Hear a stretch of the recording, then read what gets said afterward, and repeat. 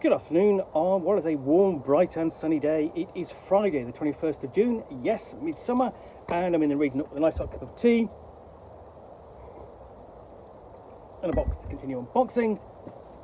And what I have got in here is Playing with Reality, How Games Shape Our World. This is by Kelly Clancy. And it's published by, just trying to find it out, Alan Lane. So I saw a review of this, of all places, on the Telegraph website. I don't normally read the Telegraph. It just popped up in my feed saying, this probably is a thing that you're interested in, and it certainly was. So we play games to learn about the world, to understand our minds and the minds of others, and to produce practice making predictions about the future. Games are thought to be older than written language, and now have become dominant cultural media, bigger than movies, TV, music and literature combined. They are also fun, but as neuroscientist and physicist Kelly Clancy argues, it's also time to start taking them more seriously.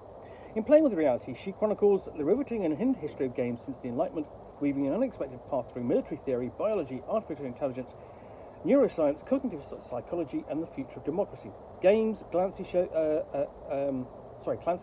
us, have been deeply intertwined with the arc of history. War games shaped the outcomes of real wars in 19th and 20th century Europe. Game theory warped our understanding of human behaviour and brought us to the brink of annihilation, and yet still underlies basic assumptions in economics, politics and technology. We use games to teach computers how to learn for themselves, and now we are designing games that will determine the shape of society and future democracy. Games also form the basic systems that govern our daily lives, the social media and technology that can warp our preferences, polarise us and manufacture our desires. Lucid, thought-provoking and masterfully told, Playing with Reality makes the bold argument that human fascination with games is the key to understanding our nature. Okay, so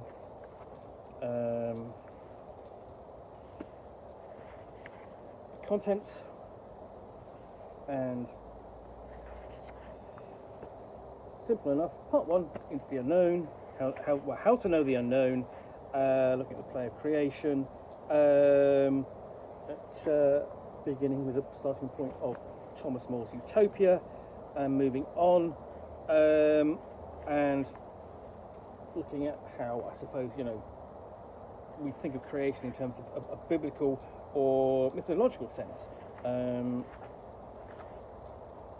then similarly how heaven works, how is that modelled in games.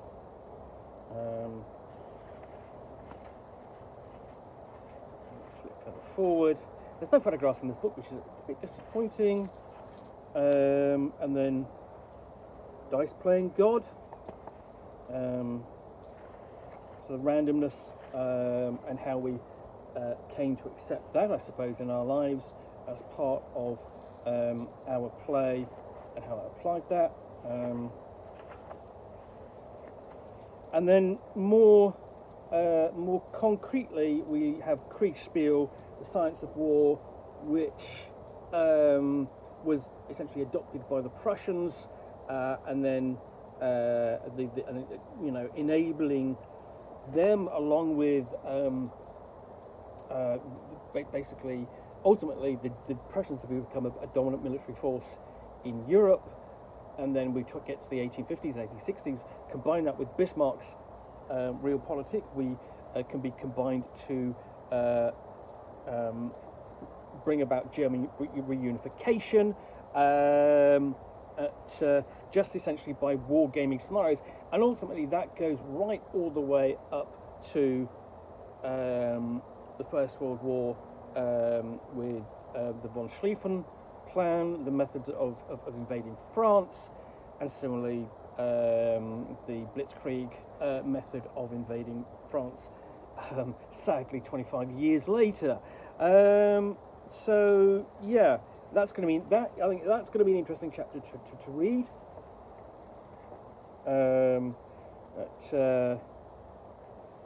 Games and psychology, and then it's essentially interesting to find out that is about the advent of nuclear wars and how that has scrambled to find a new diplomatic solution, and how essentially how sort of playing that out as a situation has led to different outcomes and situations almost to the brink of annihilation, as mentioned in the front cover blurb, and evolution dealing with the steps beyond changes in biology.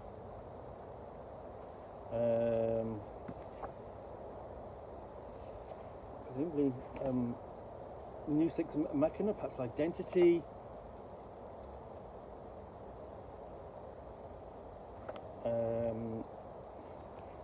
Zero-sum game and how that informs our play. And then we're on to the fourth part. It wasn't clear what all the parts are, but building better games. And then, so for example, the idea of using games to design where we live, and exploring moral issues.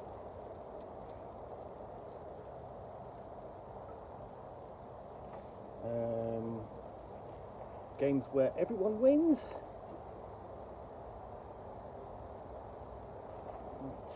And then there's the epilogue. I've got notes at the end there.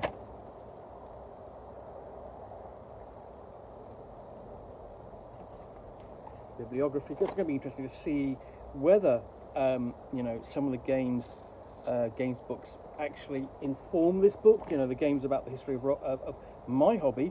I'm going to have a very quick glance in the index just to see whether a certain game is mentioned in here.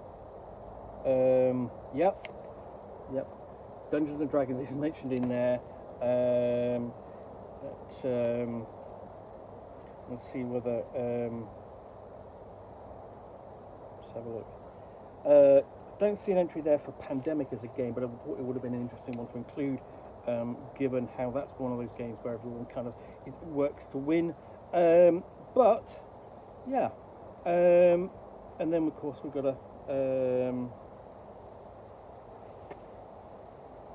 quick author blurb at the back there. So that's playing with the reality, how games shaped our world. I think that's going to be an interesting book to read and review in due course.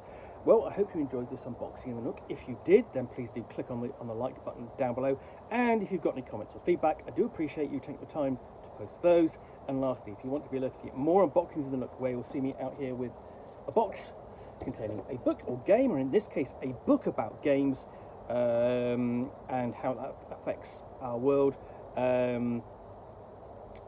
which I will talk about to the best extent of my knowledge for roughly 10 minutes or so, all of course accompanied by a nice hot cup of tea.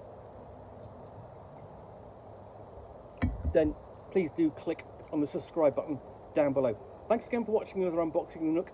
I will be back again soon with another one. Bye for now.